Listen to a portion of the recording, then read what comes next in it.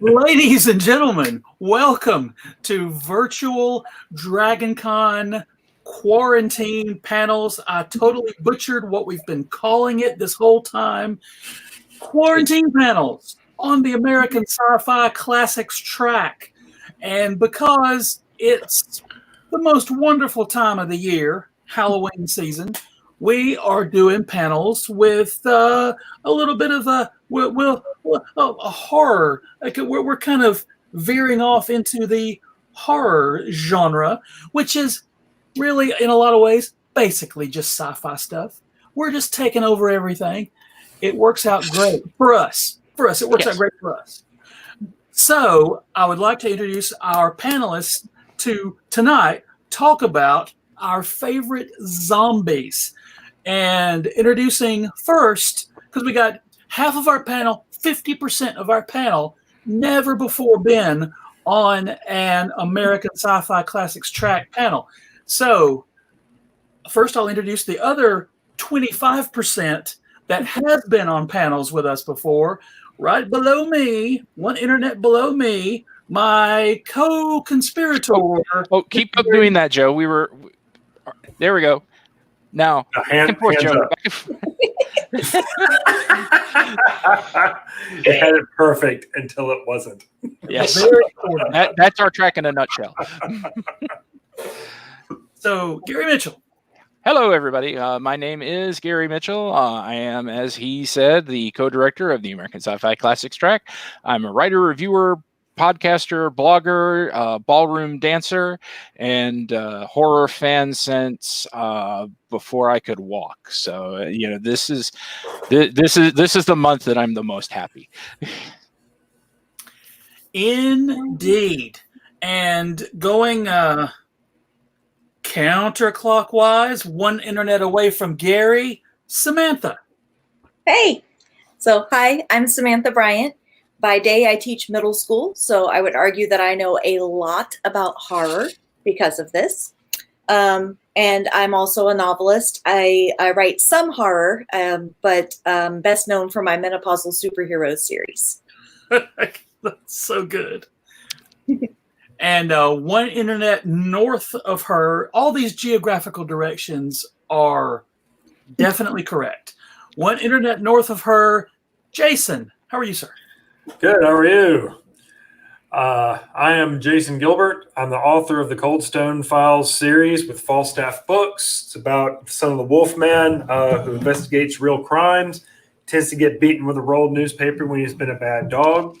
And generally, when people ask me what influences my writing, I just keep it real with them and tell them alcohol and heavy metal music. In fact, awesome. Here we go. Totally awesome. So today, as I was saying, we are talking about zombies and such, our favorite zombies. So what we're going to do, we'll just kind of do like a round robin thing. We'll go around and we'll talk about each of our favorite things. And so I want to start us off with the Classic Track's chief zombologist, Mr. Gary Mitchel. I like to loudly proclaim that I have a PhD. See, exactly. Because I like puns and have no shame. All right, so this is actually my panel suggestion. And zombies are one of my big loves. I remember being a kid and being terrified at Night of the Living Dead and everything that came after. I mean, the trailer for Day of the Dead when I was a kid scared me for like weeks. So I am glad I'm getting to go first because I'm going with one I'm sure that a lot of people love from that movie, Day of the Dead. He's one of my absolute favorite zombies. Bub. Bub is the main plot, if anyone doesn't know it, is Day of the Dead is the last station holding out, trying to both fight the zombie menace and understand it. And there's Dr. Frankenstein is what they call him. He has Bub, who is his pet zombie, basically. He's trying to find a way to domesticate zombies because they've overrun the world. He's like, we can't stop them at this point. We have to learn how to live with them. He's played by, if I'm not mistaken, the great Erwin Sherman, and you've seen him in a lot of stuff. He's a great B-movie actor, but Bub does start getting his intelligence with regular feedings. And the problem then comes into it when the military guys find out exactly what Dr. Frankenstein has been feeding Bub to keep him docile, mainly other former soldiers. But Bub there's a great scene with him where he does shaving. He salutes at one point when he sees another soldier, and then the part that that locked it in for Bub for me is when Dr. Frankenstein's found out and the soldiers kill him, and I can't really disagree with them. Bub sees him and finds his body and just wails, and that's when you really get the thing that Romero is trying to get across, is that these zombies used to be people, and they may be still rotting hordes that are going to eat the living, but there is a person trapped in there still. And he gets one of the great zombie revenges against the poor bastard who killed Dr. Frankenstein, and leads to one of the great moments that has been ripped off shamelessly ever since, when Captain Rhodes is grabbed by the horde and ripped in half, basically. That's a good moment in so many zombie films, though. Like, it works every time. Every single time. Exactly. Yeah. And, fun fact, well, I don't know how fun it is, but the reason Captain Rhodes sounds the way he does at the end when he's dying, he's like, he's practically throwing up, is because he was practically throwing up, because apparently the pig entrails they used for the effect in that scene, someone forgot to refrigerate them, and they've been sitting out in the Florida heat all day. So the smell hit him. Oh, all right. Yeah. So, but yeah, Bub is my top pick for my favorite zombie. Oh gosh, I didn't think we didn't even make it in 8 minutes before pig entrails came up. Of course, it's a zombie panel. Exactly. Of course. So let's go now to Samantha for your first choice. So I'm kind of a late arriving fan to zombie movies and zombies in general. Like as a child, I was into some horror, but it was more like universal monsters and vampires and that kind of thing. My only zombies were like in those horror comics where there's always several stories, and then there would be one that was about these zombie soldiers and that kind of thing. So, those are my early zombies. But when I really started to get into zombies was actually like early 2000s. And my husband, who was my boyfriend then, took me to see the newer version of Dawn of the Dead, which I really loved. Like, and I'm one of those people who's at the horror movie. Like, if I'm watching it at home, I've got my pillow, and I love to be scared, but I'm definitely still scared. And at the movie theater, I've like pulled my feet up in the seat with me. So good choice for him for one of our first dates, because, I was going to need comforting. Yeah. But what I remember in that one was the zombie baby. Remember, pregnant, who'd been bitten, and you just know that that's not going to be a normal baby when it finally comes. And I was so tense about this, and so like, oh, it's going to be so scary. And then the baby is still cute. I was like, darn it! It still was all chubby. I mean, yeah, it was dead, and it probably wanted to eat me, but no, it was still cute.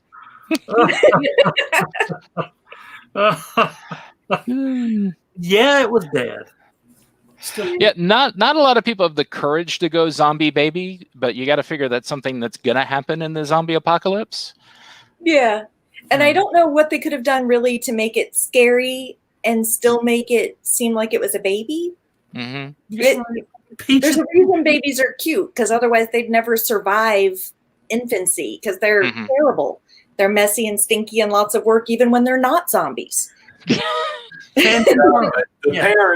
parents are far more dangerous simply due to parental stupidity. I mean, oh yeah. Cool. Like, I got to do this thing to save my baby. Yeah, now you killed all of us. Yeah. Yeah.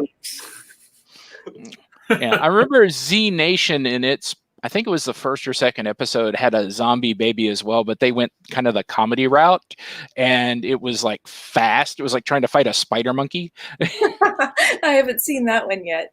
Yeah. Ooh. Yeah, but there is something about that scene when the baby opens its eyes and you realize, yeah, that's a dead baby. Yeah.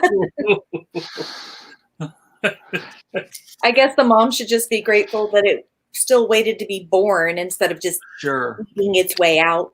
Mm. You know. Yeah. Well, you know, It wasn't a Romero film, so had it been a Romero film, the baby probably would have eaten. Oh, his that would have been baby. like, bruh. More likely. or Romero or Fulci, especially Fulci. Yeah. Savini would have had fun with that effect. Oh Savini. yeah. Tom Savini. Oh, that did. He's I different. love his stuff. So 1, 2, 3. First up for Jason. So I got into zombie flicks. Actually, I did not see the original Night of the Living Dead till high school. But when I was younger, my cousin Gene would subject my brother and I to the Return of the Living Dead film, which I hate. I really hated them.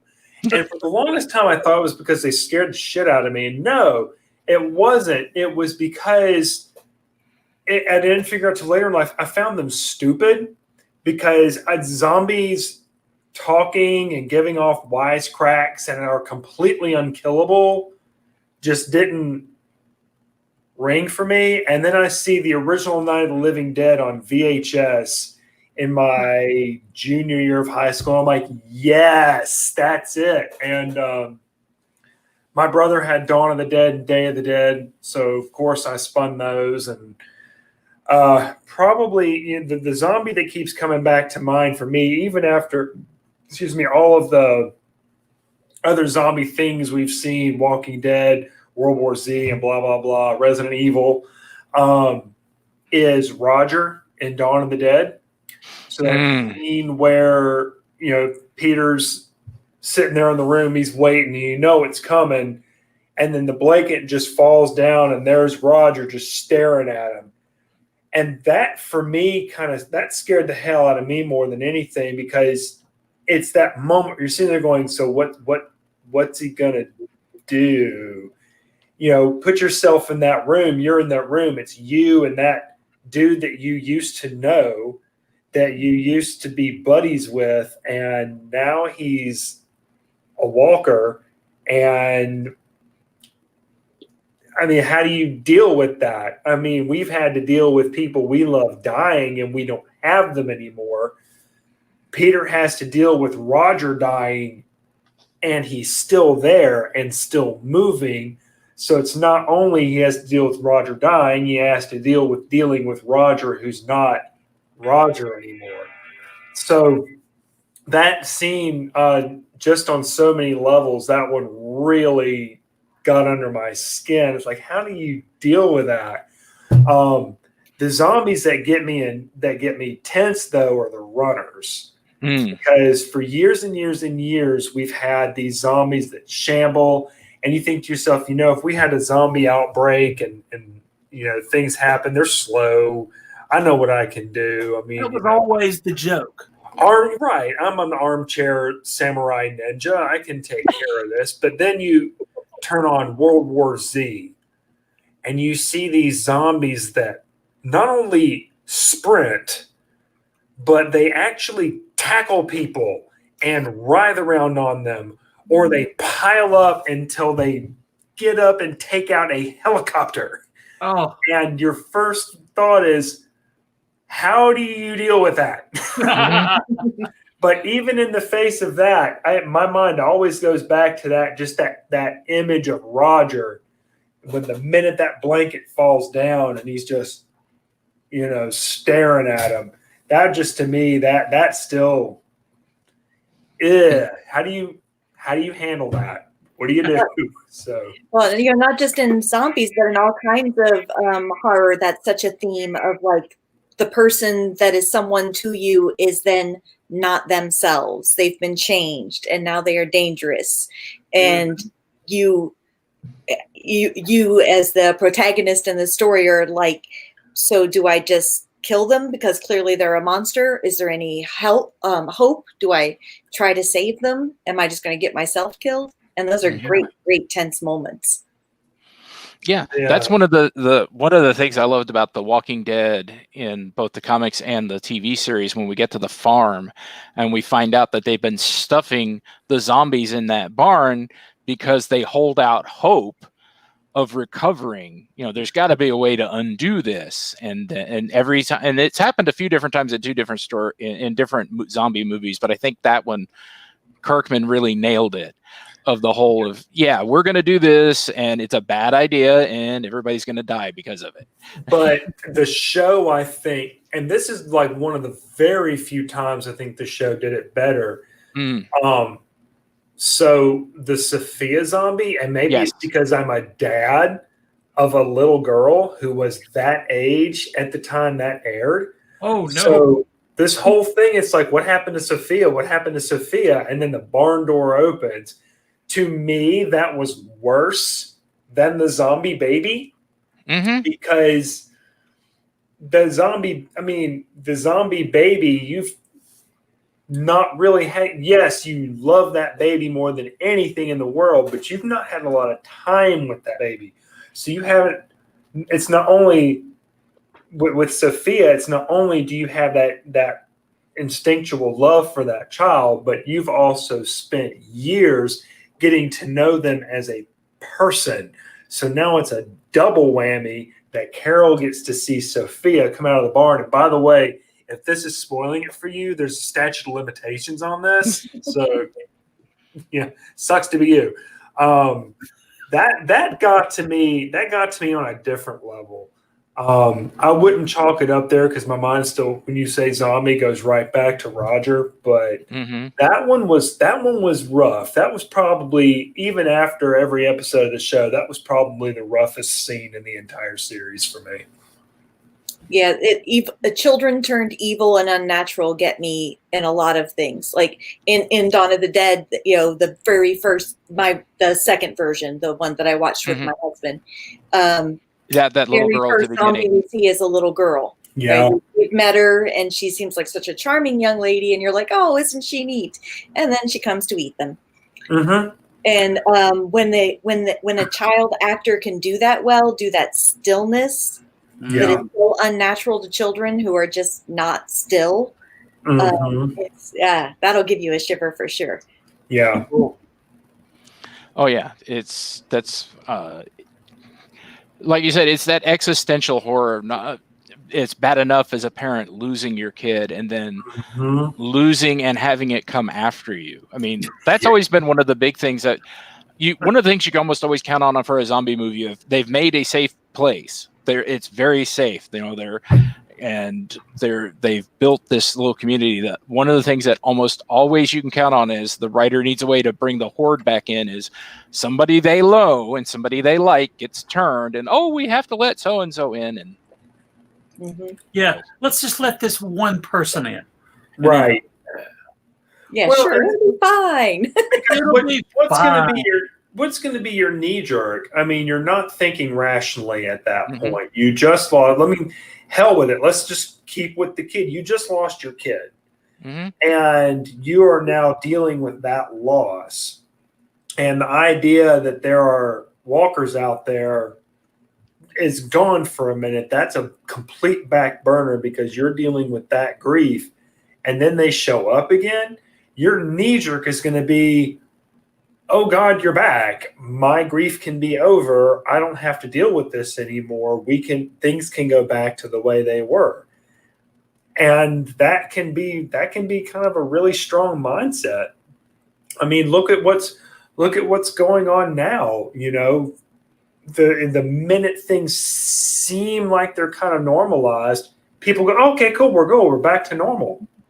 And it's really no different in the situations you see in the zombie flicks. So Well, and there's Well, such pathos when somebody has to put down the zombie version of somebody they loved. Yeah.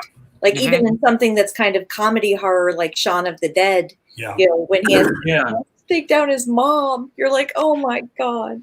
Yeah, I mean, because that's the thing. You just lost him, and now you have to kill him again. So you go back to the double whammy on that, and that's after you've gotten past the whole "we can be normal again." Now you've had to accept it and do the thing. So yeah, it.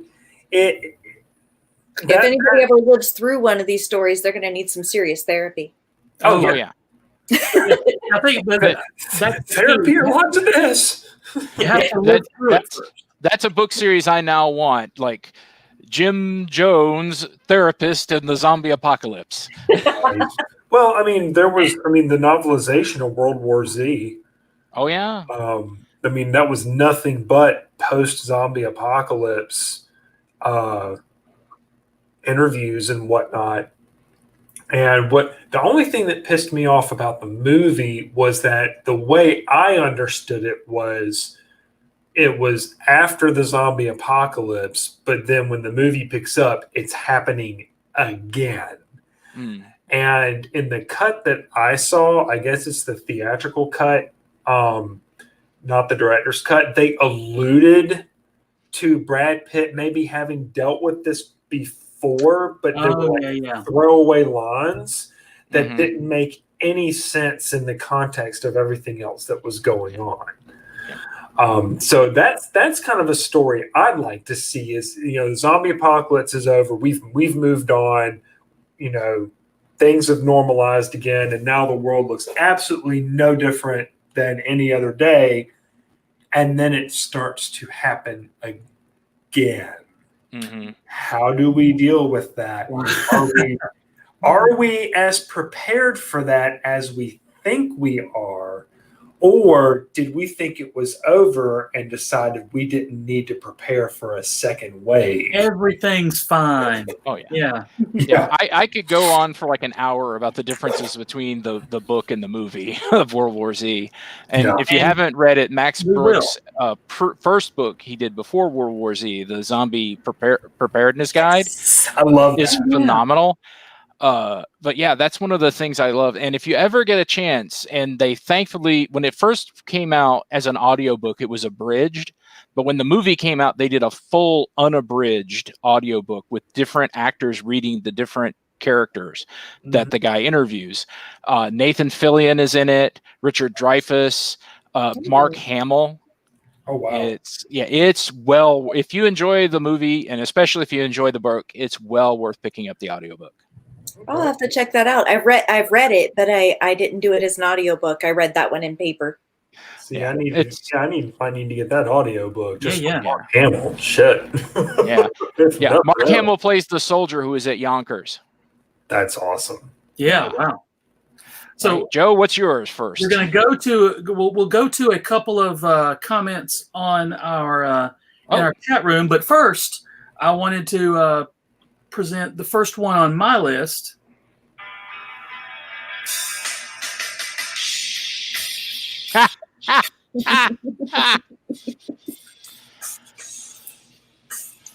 Respect to the late great Dolores O'Riordan, the Cranberries.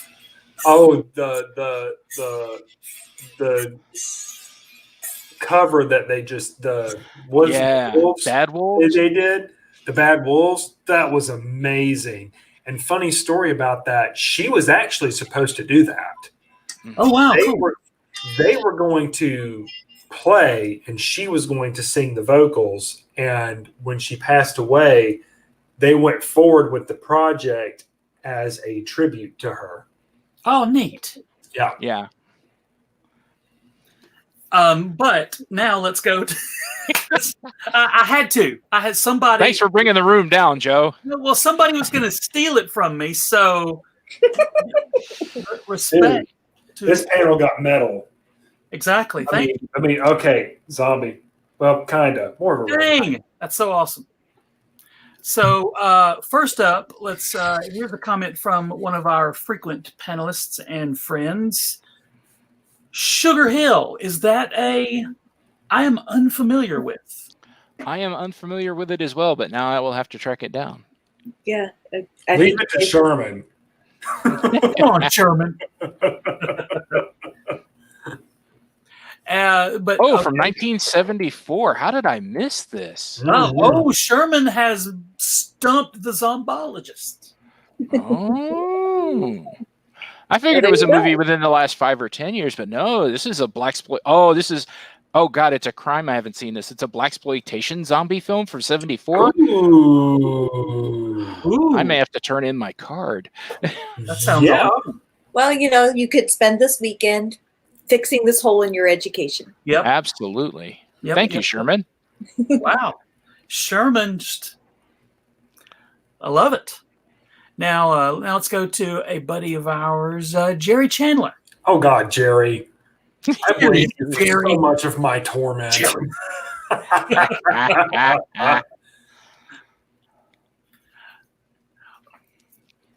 Gary, I think you told me about the zombie with just the eye. You've told me about this movie, or you've written about this movie for. Oh yeah, Zombie. Before. Yeah, Zombie is just a classic. It's got the scene with the eye is still. Is this the Italian one? Yes. Am I thinking the right thing? Yeah. Oh, okay. Yeah. It's. Gonna make sure I got my facts right here. That's right. Look up Wikipedia, Gary. Yeah, since you didn't know anything about Sugar Hill. Yes. Actually, and technically, it's Zombie 2 because Zombie was Dawn of the Dead's name in Italy. Oh. Yep. I can be a pedant just like the rest of them. Yes, it is Fulci. Yes, I wanted to make sure because sometimes I get Fulci confused with other people. But Fulci, yeah, it's an absolute classic. It's the one where the classic poster with the zombie with the worms coming out of the eye and the wonderful tagline of "We're going to eat you." Oh my God, that cover as a kid. So then we had this video store right up the street from us. This family owned it called the Nick. They were the Nichols. So we called it Nichols Video Store. Didn't really have a name to it. And that cover, I would always pick that one up and just look it over. I don't remember when I finally got to see it. And honestly, it was so long ago, but I do not remember it. But that image on the front, man, that always scared the hell out of me. That was great. Yeah, God bless the old days of VHS and posters. The VHS are the best thing about old school flicks. Yeah. Well, that's one of the things about zombies as compared to other monsters is just the body horror of it. They're so gross. Things are falling off, and so that a lot of posters for different zombie movies have gotten me that way, just with their imagery. Yeah. Yeah, but so let's go to the one that makes me cringe the most, and it's fun watching a zombie fight a shark. That's one of the things in this movie. And the reason it's called Zombie 2 is somewhere. And the reason it's called Zombie 2 is Dawn of the Dead was released as Zombie. I think I said that already. I'm repeating myself. Yeah. I'm brain dead. Sorry. There's a scene where a zombie reaches through a window and grabs a girl and starts trying to drag her out the window to eat her. And she's pushing back because there's a jagged piece of wood from the window frame sticking in towards her. And she gets impaled on the eye, and Fulci just goes right in, and you watch the whole in almost slow motion, and it still makes me messing with people's eyes, man. At Con Carolinas, we just screened a film called Phantasma from a filmmaker named Brett Mullen, and he had an eye gouging gag like that in the film as well. It was extremely graphic. And then Christine Parker did one in her film Blood of the Mummy. She actually gouged out Bill Mulligan's eyes, which I'm sure Jerry laughed like crazy when he saw that. I'm sure he was in his living room cackling.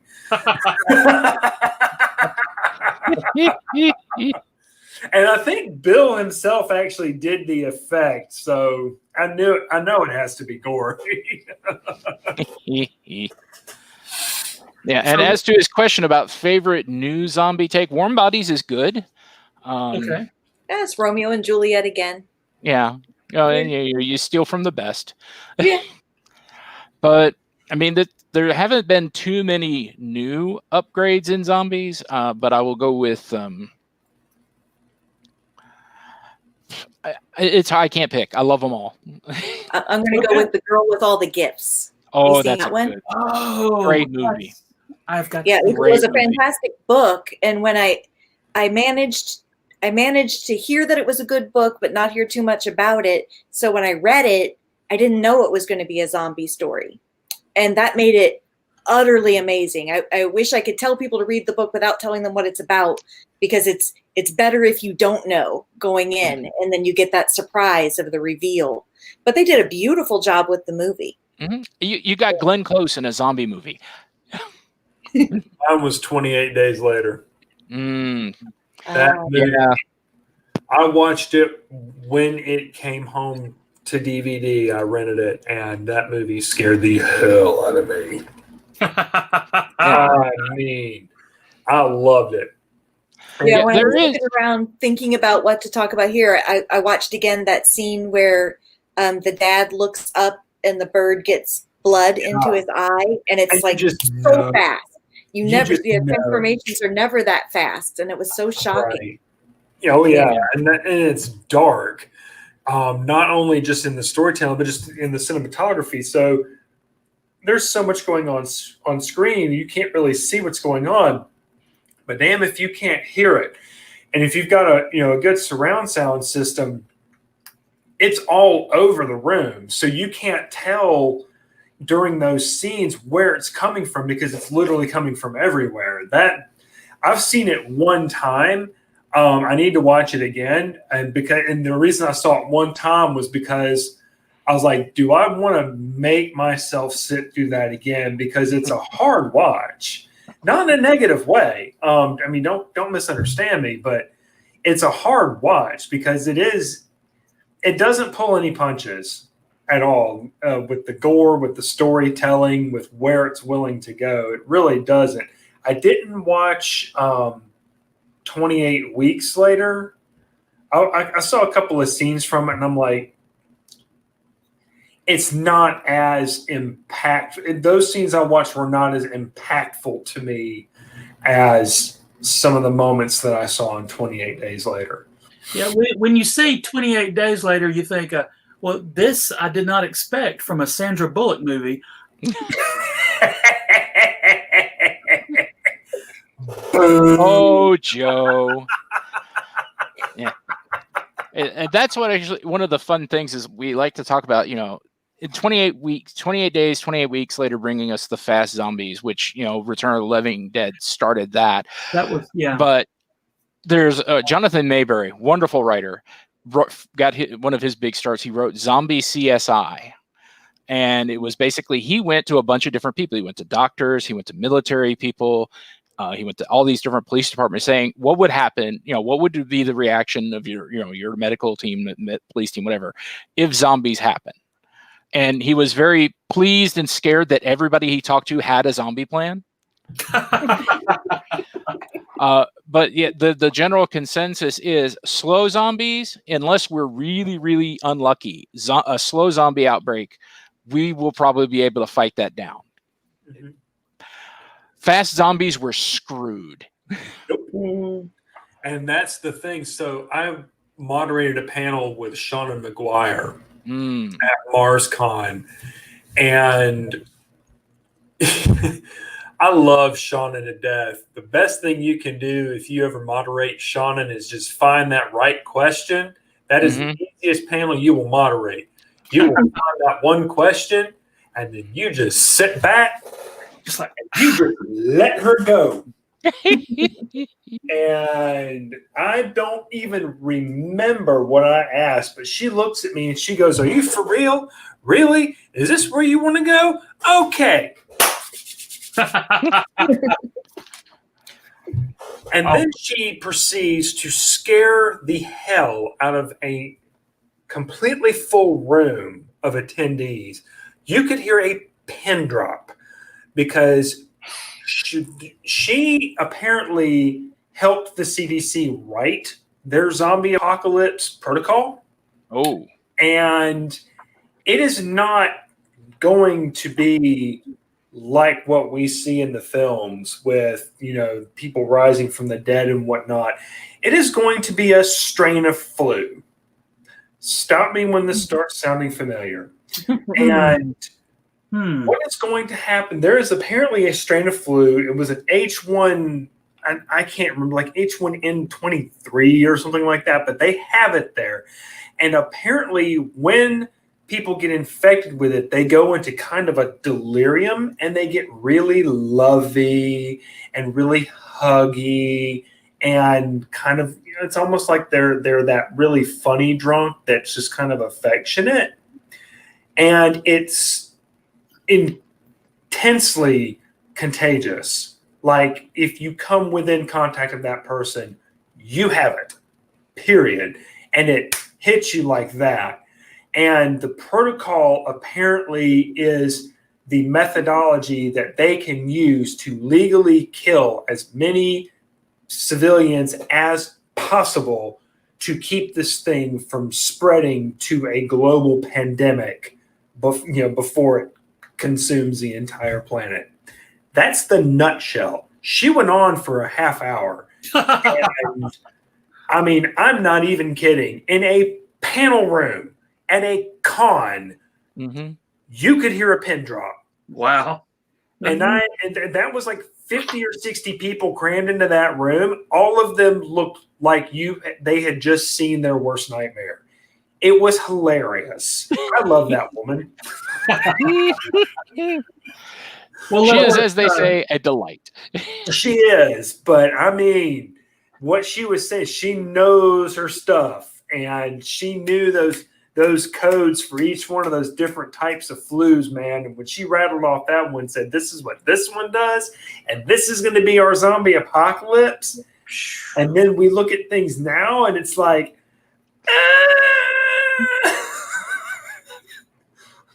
stay at home. So let's go back. Let's spin the zombie wheel again. And Gary, next up on your list. Next up on my list is tough. Let's see here, but I am gonna go with this fellow here. I'm gonna share screen with you so you can see him. He's from a little obscure movie, the only zombie movie that Full Moon Entertainment, the wonderful people who did all this direct-to-video classic horror films in the 90s, like Puppet Master, they only made one zombie film. Let's see here, share screen. I tried to get Charles Brand to come to Con Carolinas and he wouldn't do it. Oh, what? That's a shame. Dang. Let's see. He wouldn't do it. He said that's not the kind of con that he would go to. I'm like, oh, okay, dude. Right. Yeah. Dead hate the living. The Dead Hate the Living. Yeah, it's one of my favorite zombie movies. It's pure B grade, probably C grade cheese. The lead character at one point is trapped in a room with the zombies coming after him, and he's like, "Okay, what would Bruce Campbell do?" It has a goth girl that is the main lead love interest, and at the end of the movie, after fighting all the undead, she's like, "I am completely over this goth stuff." And okay, so she's a traitor. Gotcha. Yes. Traitor. The main villain is basically, "Hi, we tried to get Rob Zombie, we couldn't hire him, so we got this guy." And then this one is one of our main zombie players by the lovely name of Maggot. Nice. Yeah, he's just got a great look with the skin peeling back from his mouth. He's basically a juggernaut. And he's just very cool looking. He's a very unusual zombie, and I just love him. And There like I was said, some malevolence in the eyes. Are these smart zombies in this one? I haven't seen it. there are three main zombies. There's Maggot, one really big, tall one, and I forget the third one. It's been a little while since I watched it. They're the main lieutenants, and they're smarter than the other, but the rest of the zombies are your standard brain dead shamblers. Mm-hmm. Oh, and Jerry approves. Jerry approves. Right there. Okay, good. All right. Samantha. So another one that I really liked was Quarantine, 2008. I've learned since that it's a remake of a Spanish movie, and I didn't know that, so I'm going to have to go see the Spanish movie now. But it's kind of treats, it's sort of a locked room story. You know, everybody's trapped in this, was it a hotel, a boarding house? It was an apartment building, if I remember correctly. Okay. And they're being quarantined there because there's been an outbreak of something that they're not really telling you much about. And it seems to be like it was rabies that got worse. And I think what I really liked about that one was more about what it didn't show you. It was really good for atmosphere and the like, what's that over there sounds, and you don't actually see a lot, but it was still very tense and very scary. And there's a moment where a woman's been walking around holding her child the whole time, and I already told you, scary children get me every time. So walking around holding her child who's been sick, non-specifically sick, and just kind of face in on mama's shoulder. And then, eventually they're like, what exactly is wrong with that kid? And then the kid takes out the room because, of course, they've been a zombie the whole time. Mm. If you like evil kids, by the way, you need to show up for next week's panel, Tender Lumplings, Evil Children. Oh, yeah. Yeah. But yeah, that's a great scene.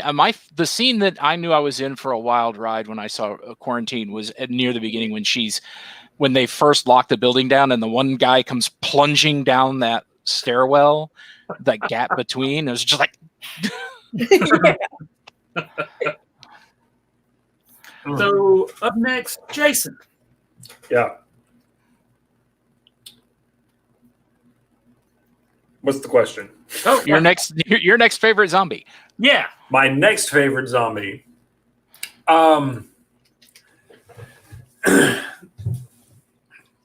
And now I'm going to have to think about this because you see, I had my most favorite and now I need my next favorite. I'll have to say that. So yeah, I get the little girl. Well, I mean, Sophia would probably, I guess this would be my third favorite because Sophia was my second. So Samantha had mentioned the little girl from the Dawn of the Dead remake. But the one that kind of, okay, yeah, there's a little girl coming down the hall. Something's wrong. She bit the husband.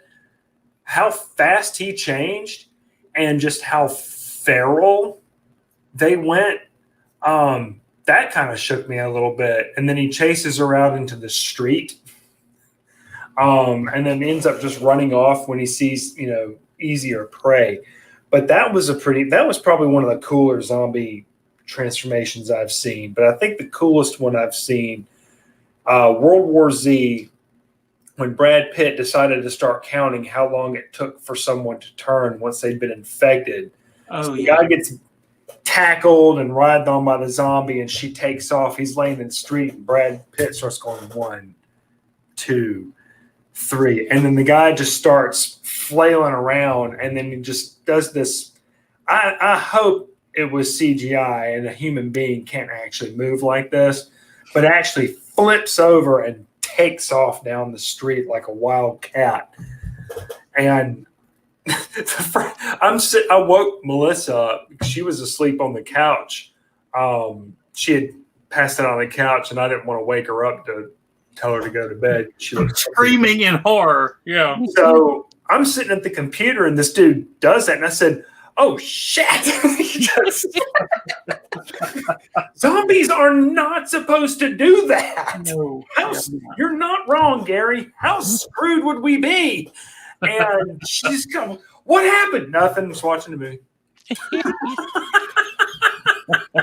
That is the thing with the, you think of zombies, like I guess the comforting thing when you imagine zombies as a real thing is the idea of them being slow and shambly and that you've got a shot and that they do kind of just fall apart eventually, so that they're the creepy torso dragging itself around the ground that doesn't have any legs.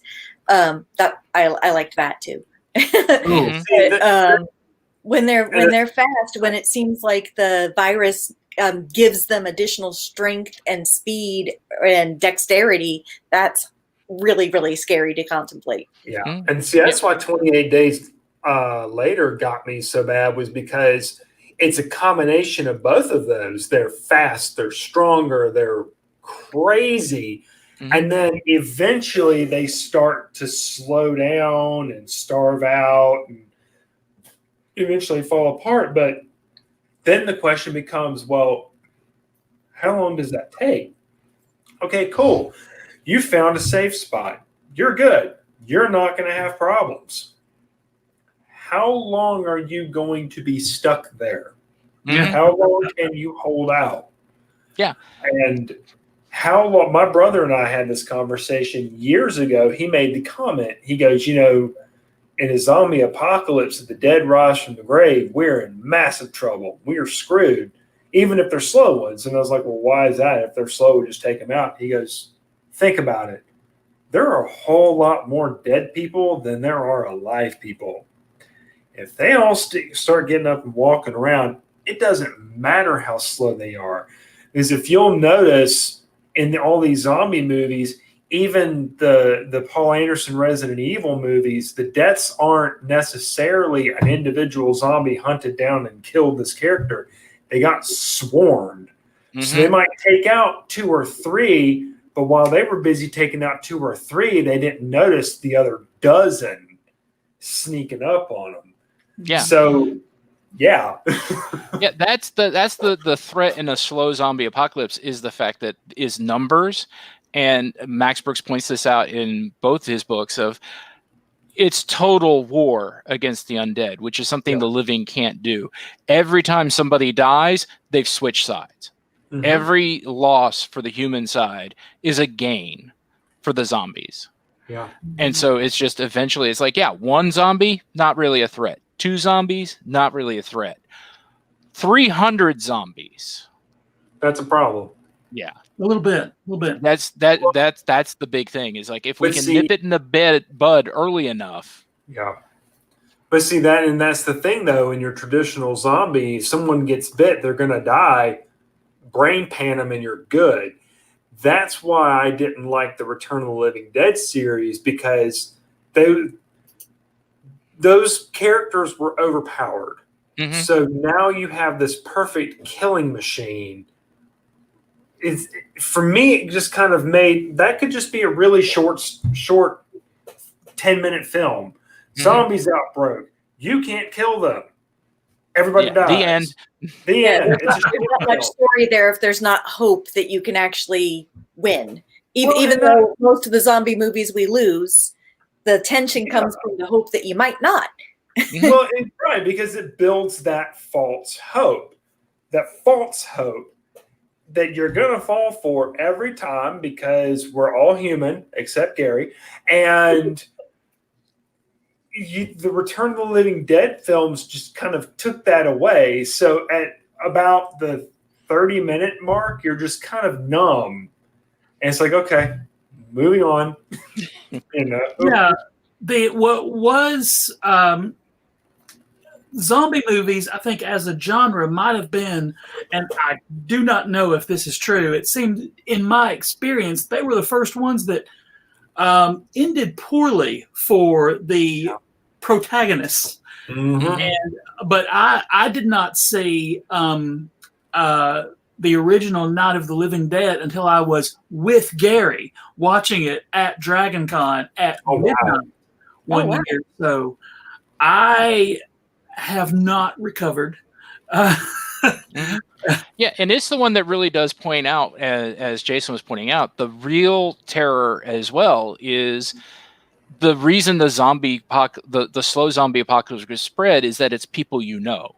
Yeah. And that goes all the way back to the very first, Night of the Living Dead, when the siege is happening and they're breaking in, and Barbara finally comes out of her catatonia and is starting to fight back. And then there's her brother.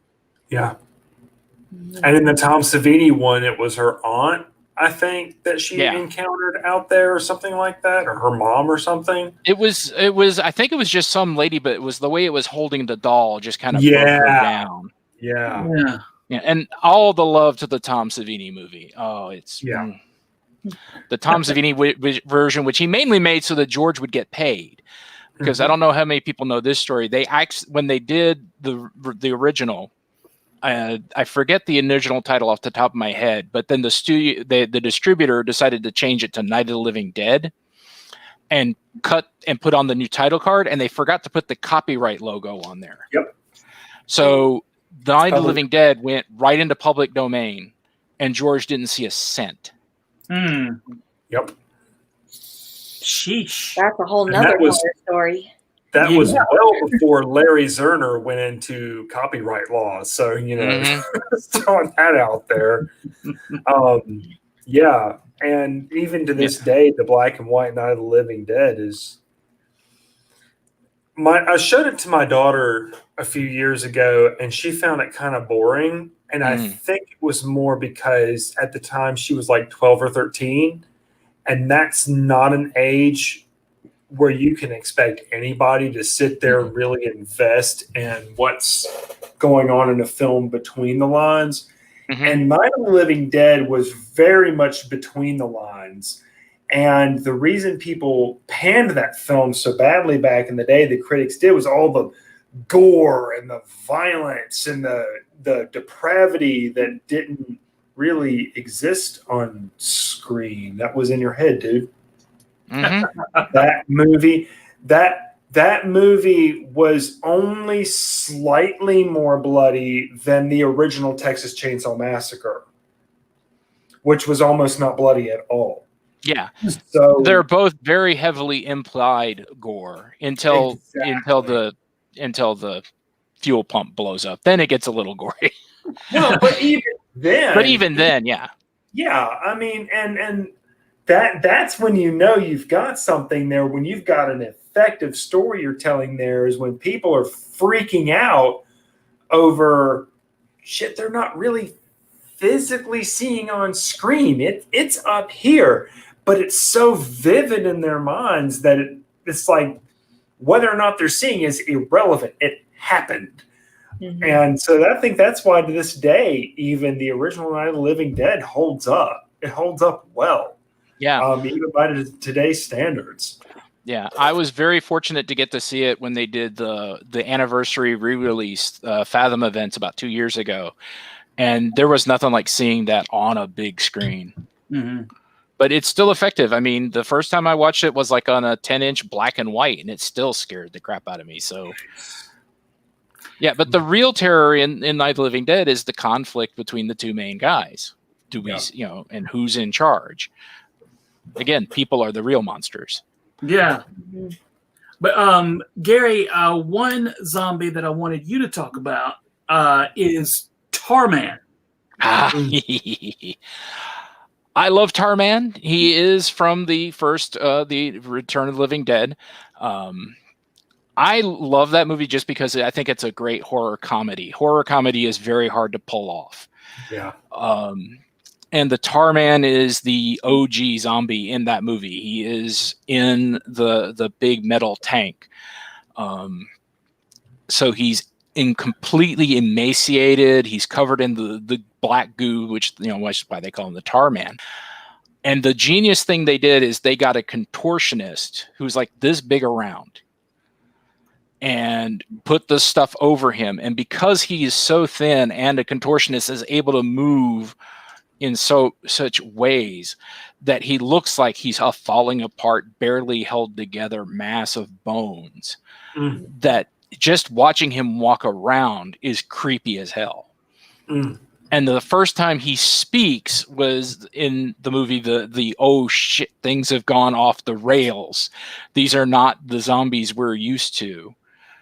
And then when the lady hides herself in the closet and he hooks up the chain winch to the doors, it's like, that's when, like Jason was saying, this is a movie where people are screwed. We're pretty much done for. This has pretty much ended the world. Yeah. And the Tarman is just such he's funny and scary. He's creepy. And he gave us the immortal cry that everybody associates now with zombies of brains. He was the first one to do that. And those are the only films, I think those are the films that started the whole zombies eat brains thing. Yes, they did. Yeah. That comes directly from them. There are pretty much the first two watershed movies of zombies, because original zombies were just basically slaves. They were walking, brainless, but pretty much harmless unless the zombie master told them to beat somebody up. They were the Haitian influenced mindless brutes. And then George Romero comes along in Night of the Dead, and he's more influenced by the tradition of ghouls, which were the flesh-eating undead. Yeah. And so he turns the zombies into. I mean, George never even called them zombies. He always called them ghouls. But everybody latched on to zombies. And then the next demarcation is Return of the Living Dead, which gave us the running, fast, unkillable. And then after that is 28 days later, which gave us the rage zombies, which that's a whole other argument to whether or not I call them zombies. I consider them zombies. There are a lot of people who don't because they're not technically dead, but they're zombies. I mean, Haitian zombies aren't technically dead. Yeah. But we call them zombies. That's okay? Really? So are there, as we're kind of getting to the late middle of the podcast, of the video cast, if you guys are planning on staying here for 6 hours, we could. I am also a teacher. All night. Samantha and I have to get up in the morning. I have a sandwich. I'm good to go. Okay. But are there any? Is there a zombie thing, Jason and Samantha, that we haven't mentioned that you guys wanted to throw out there? Samantha, you first. Well, Gary mentioned the horror comedy combination, and that's a combination I really enjoy when I can get it done well. And I think Shaun of the Dead was genius in that way. Like I have my Simon Pegg shirt. See, nice. And I loved how it took everything we've been led to expect in stories and used it and completely twisted it at the same time. And that's something I love in a lot of different genres, not just in zombies, but when somebody can take the established tropes and do something different with them.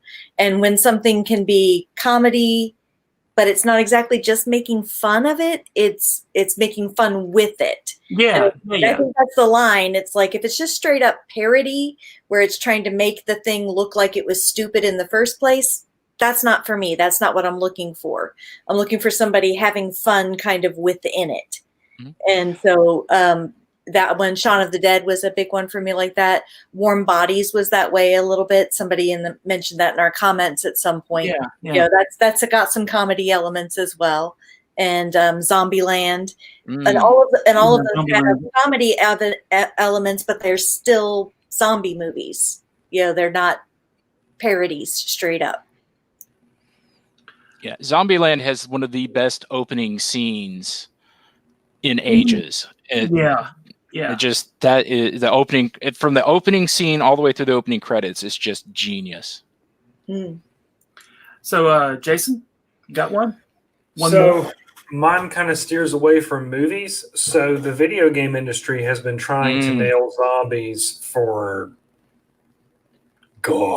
years. Yeah. And I mean, I think everybody on this panel has either played or watched somebody play the original Resident Evil. So, I was a big fan of Resident Evil, and I loved the Left 4 Dead games and all those. And then I get my grubby little mitts on the Resident Evil 2 remake that they just did. And I'm expecting, more of the same. Okay, there's a zombie, shoot it, move on with your life. No.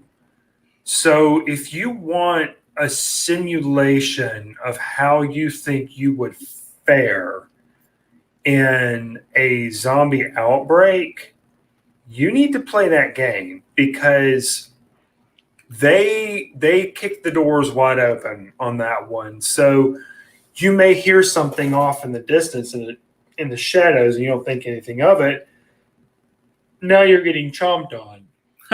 Or, oh, there's a zombie. I'll run to the next room and they can't follow me. And then the door bursts open and here they come. And that zombie can follow you all over the police station if you let it. They move slow, but they can swarm you. The only complaint I have is that, one brain pan doesn't take them down, but that would make for a pretty easy video game. But that one is probably the first one that really impressed me, because it seemed like the guys who behind it finally sat down and actually watched some zombie movies and watched how these things work and how they think, how they operate in the situation, and finally applied that in a more interactive way. That game is probably the scariest game I've ever played, and in regards to zombie games. And as far as the storyline goes, they really pulled the stops out. So you get a lot of these human stories, especially on Claire's game, in this zombie-filled situation, which, of course, you get the lab and the monsters and Umbrella and whatnot. But no matter where you go in that game, you're going to encounter zombies. And they are very much people that used to be alive and be, functioning in that world. So that one, they pulled all the stops out. I can honestly say that I was fairly impressed. And if someone doesn't do a fan film of that, at least on YouTube, that would be disappointing. Mm-hmm. Oh yeah. Yeah. I thought they managed to really thread that needle of the zombies not being taken out by just the one hit, because it walks that line, because we seem to have two different, it's either you hit the brain and it drops them, or they're unkillable because they're already dead. And that one manages to kind of play to both very, very well. Yeah. That, one shot to the head isn't going to drop them, but you can eventually drop them. Yes. And I like the fact that it wasn't like some of the other games where you get to this point in the game and there are no more zombies. They're now just monsters. And no, they're spread throughout, because, again, you're in all of these environments that people worked in and functioned in. So when things went down, those people are still going to be in those areas. Whether or not they're still alive is irrelevant. They're still walking. And I thought that the Resident Evil movie, the first one, did a really good job of that, because when the virus got loose and the Red Queen killed everybody in the hive and sealed off all the rooms, she didn't just hoard them all into one space. She sealed them off wherever they were. And when the main characters unsealed those rooms, again, these were people that just worked there. So no matter where you were in the hive, you were going to run into somebody that worked in that area at some point. And now they're kind of zombie-ish and want to eat you. So, I wanted to do a shout out to Falstaff Books. I'm one of their copy editors, and you two people are writers with them and for them. In your writing, have you guys done things with zombies? Yep. And no, I haven't written any zombies, although I have enjoyed reading J.D. Blackroses. Did you see those? I edited one of those, yes. Yeah. You covered the first one? Or is that the second one? I read the 2 novellas, and I think that's all that there is right Oh, yeah. Okay. Yeah. No, they're so good. It's a zombie cosmetologist. Right. When we were talking about the our idea for like a therapist for the apocalypse, I thought about her books because there's a lot of PTSD going on in those from the experience of having become zombies. And and her zombies are not shamblers or monsters. They're thinking, long-lived people, sort of still. There is all kinds of zombie media out there for you to consume. Yeah, for sure. Much like the baby zombie, we have barely scratched the surface. Oh yeah. And then, so in book 3 of Cold Stone Files, in the final couple of chapters, my big bad uses zombies against my main characters. And then in the new book that I'm currently writing in the series, book 5, I bring in Draugrs, which they're zombie-esque, but if you know like the actual background of Draugrs and what that's all about, imagine zombies that still had a functioning brain. Ew. And could wield weapons and charge you, and so they're dealing with that. I'm working with that right now, and that's awesome. Been a lot of fun. So yeah, let's go around and everybody tell everyone where you can be found and where your stuff can be found, and we'll start with Jason. So you can find my stuff from Falstaff. You can go to Amazon and find it. Just put my name in. You could go to my website, jasonhgilbert.com. I probably need to update that at some point, but teacher. But yeah, Amazon and Falstaff really honestly are the best places to get my stuff. And then if you want to contact me directly, you can find me on Facebook, Jason Gilbert, author on Facebook, and I'll be happy to ship you a signed copy of anything you want, even if I didn't write it, because I'm that kind of whore. I will put my name on anything. What? It? Yeah, I'll sign that one. It's extra shipping. And Gary. I was not expecting that. You can find me here where you found me on the DragonCon American Sci-Fi Classics track. You can find me on I'll get this right one of these days, on the Twitters here. Yes, Star Trek fans, it's my real name. You found me already. You're here. Yeah. And Samantha. So my website is very creatively SamanthaBryant.com. So if you can spell Samantha and Bryant, you should be in good shape. And if you just Google Samantha Bryant, and if you add the word author, you'll get me, because so far as I can tell, I'm the only one. Yeah, there, it's on the screen. So and you pointed at the right place.